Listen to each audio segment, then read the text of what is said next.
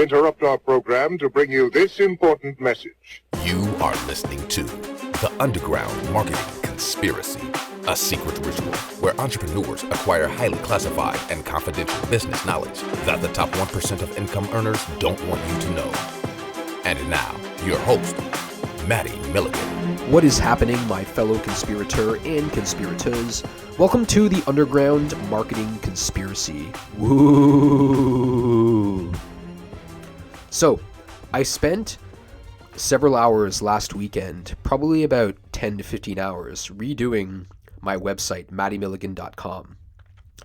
I originally built this and bought that domain, I think 4 or 5 years ago, and I set up my first website, I think on Squarespace originally, and it went through all sorts of different iterations, and I had no clue back then what I was doing. I didn't really understand basics of web design or UI, UX, user interface, user experience. I didn't understand funnels yet. I didn't understand much about marketing strategy, and I did know sales, but I didn't understand the flow of really what the objective was. And it originally started out as a blog, and I had no clue. I was just creating random content. I didn't know much about SEO, and that website has gone through so many changes that I decided recently, I'm like, all right, I need to update MaddieMilligan.com. Like it's really my main website. It's for my personal brand. What am I going to do? And so I went through and looked at a lot of other successful marketers' funnels and basically took the best elements of those, design hacked them, and then put those into my own funnel. And it looks pretty good, to be honest, at this point, right? I have my own little like logo, like my hand-drawn logo as well. That's basically just, I guess, my trademark and really just what I do to watermark everything that I have and really just to, again, start building that branding. And now that I actually have my logo colors, which are this kind of like mid to light tone blue color and then just good old black and white to go along with that and maybe a couple of other shades of gray to add some contrast, I feel that everything's finally coming along. I haven't really determined necessarily what my fonts are going to be, but ultimately my homepage is where I want to lead people. Once I have other programs, or what I'm probably going to do is honestly just do affiliate marketing for other people, because again, I've taken Catherine Jones's design hacking or CF Design School course where she teaches you design hacking, and that course has paid for itself over for me like 10x already. And it's something where what she teaches is you go through things, but I want to become an affiliate for her product, and I'm coming up with an offer as well that I'm going to add where when people buy that through my link, they're going to get a bunch of other bonuses, and I'll talk about that in a future episode, probably sometime in 2020. And then there's a couple of other ones. I really want to promote this one drop shipping course that's really going to be absolutely crazy, where you no longer need to use AliExpress to wait 2 to 3 weeks for people to get their products from China. It's all drop shippers within the United States where they're using FBA, fulfillment by Amazon, and they ship the products within 24 to 48 hours. So it keeps your customers super happy. It's within the US, and this program is absolutely amazing. You don't even need to set up a Shopify store. You don't even need to use Facebook ads. Like, it's all organic, conversational selling. And I invested a lot into this course, to be honest, but there's a few tools that he used where I saw them and I was like, okay, this is like the future of drop shipping, and I think in e-commerce in a lot of cases, and really just building a brand as well. And it's been something where I've really wanted to build an e-commerce brand for a while. But what I did is, what I'm going to do with my homepage again is I'm going to have my affiliate offers as one of the things eventually in the navigation bar. And I've talked in the past about how I despise navigation bars, but I'm kind of creating my homepage as more of a funnel hub, where it leads to all sorts of different offers for other people. It'll lead to, I'm going to have a resources section where, again, it's going to have how-to videos for free for people on how to do things. And then I'm just going to have links to all my other content, right? If people want to follow me on social media. But honestly, it took me a while to really figure out the layout of the homepage. And this is just a single page I have, first of all. And then it's going to lead to when people click on a button where it's like, hey, let's talk. At first, it's going to be my calendar link where people can set up a call, but what I'm building right now is an application step in between, because to be honest, I've had a lot of strategy calls the last 6 months since I quit my job, and a lot of the time people are not necessarily ready to move forward with the work, or they might not even be qualified in general, right? Where I'm like, okay, you don't have the money right now. And I'd like to, again, just kind of weed them out and have it automatically where before they even get on the call with me, they're filling out an application, they're answering some questions, and then if at any point they don't qualify, I'm kind of like, hey, you know what, you don't qualify right now, but go here and do these things, and you can probably make enough using the free tools that I give you and what I'm talking about to make enough to hire me eventually, right? And that's something, again, where it's like, hey, and for me, it's really just saving time, right? It's like, I don't have time to get on all these, and like a lot of these calls, I'm just like, oh man, I should really have an application. And in the last few months, a lot of the calls, I'm just like, dude, like you need to have this application step in between. So that's really been my main focus. Frank Kern talks a lot about this too, where he's like, at first you just take the calls, you just want as many people you want on the calls as possible, then have the application plus someone from your team calls that person and pre-qualifies them to even get them on the phone with you.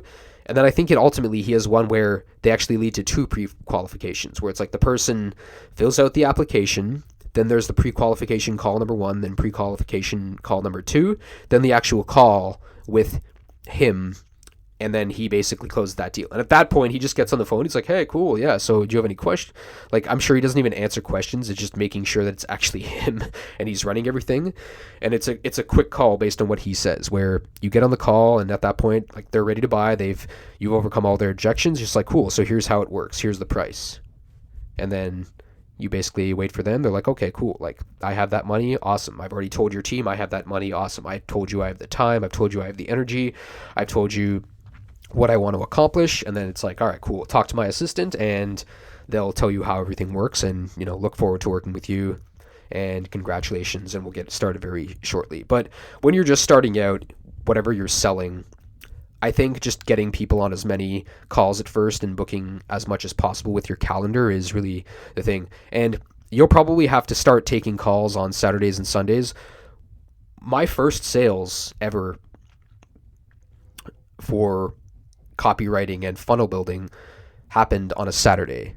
So my first one happened on a Saturday. My second call happened on a Sunday, right? I remember waking up one day on a Sunday, and I guess for whatever reason I hadn't turned, it was one of my old calendars where I would have Sunday as an option, where because I was working a full-time job, I'd be like, all right, you have the option to book on Sunday. And some dude booked super early on this one Sunday at like 7 a.m. I got on the phone with him. I tell him how it works. And he'd basically, I didn't even have any content at this point. I guess he just kind of liked the cut of my jib, and he's like, all right, I'm just going to hire this guy. I have a good feeling, and we worked together, and it was awesome. So that's basically why I originally had that. So if you're just starting out, like, you need to be setting it up so that people can get on the phone with you regardless. And then as your time becomes more valuable, as you start to realize that you have more money than time, set up the application, hire a couple of people to kind of weed out the people who aren't yet qualified.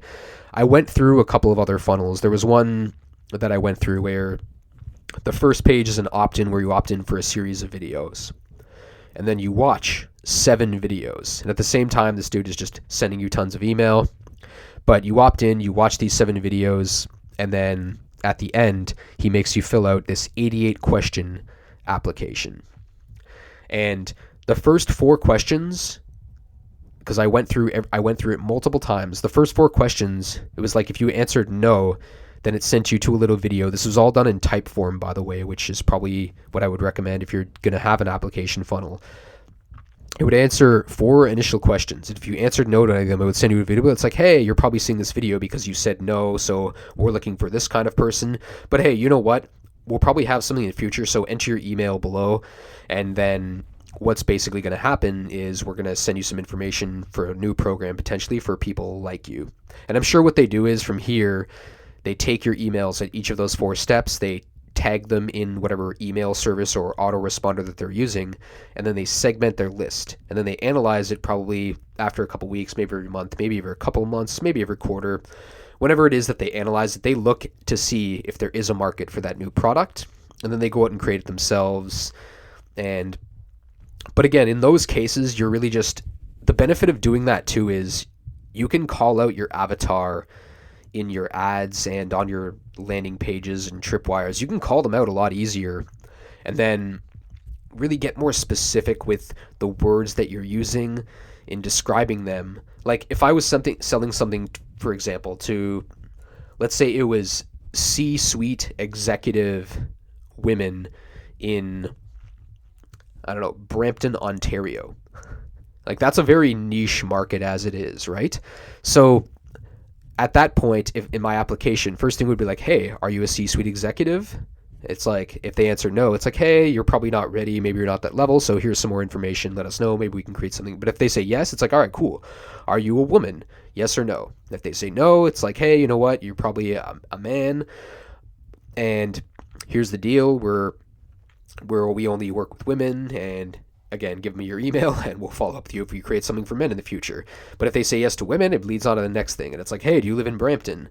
No, hey, we only work with people within this area. You know what? Like maybe we'll open up in the future in a different area, maybe like London, Ontario, or maybe we'll open up at Ottawa or Kingston, something like that. But in the meantime, we only service women who are C-suite level executives in Brampton, Ontario. So give us your email and we'll follow up with you.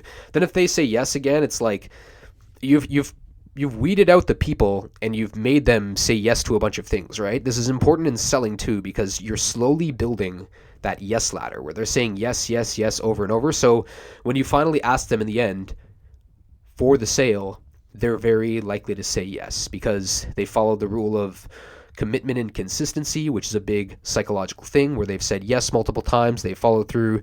With that other funnel I went through again, people opt in. They have to watch 7 videos, then fill out this 88 question application. Like, do you think after they've done all that and then they get on the phone with you, like, what are the chances they're not going to buy? So what I would do is, again, if you're just starting out, you don't need an application, then lead into an application where you're getting more information from different people. And once mine is up, right, mattymilligan.com, once that's up, you can definitely go there and see. My application is going to be basically, they go to a page, it'll be a sales letter, and then from that letter, that's when it leads to a type form questionnaire where it'll get them to answer many different questions. I can find out more about them. And again, I'm going to have those contingencies where if they say no in some cases, it's going to weed them out, and then I can segment them in my email list, and potentially they can do business with me in the future. Hope you enjoyed today's episode of The Underground Marketing Conspiracy. If you did, I want you to consider subscribing, consider sharing this with someone else that might own a business or works in sales or marketing themselves. Maybe they're a service provider, a coach, or a consultant, and they are looking to grow their business. Perhaps you want to share this with them. If you do have any questions, you can email me and my team at undergroundmarketingconspiracy@gmail.com. And if you get a chance to, don't forget to check out mattymilligan.com. I'm Matty Milligan, and I will see you next time on another episode of The Underground Marketing Conspiracy. Woo!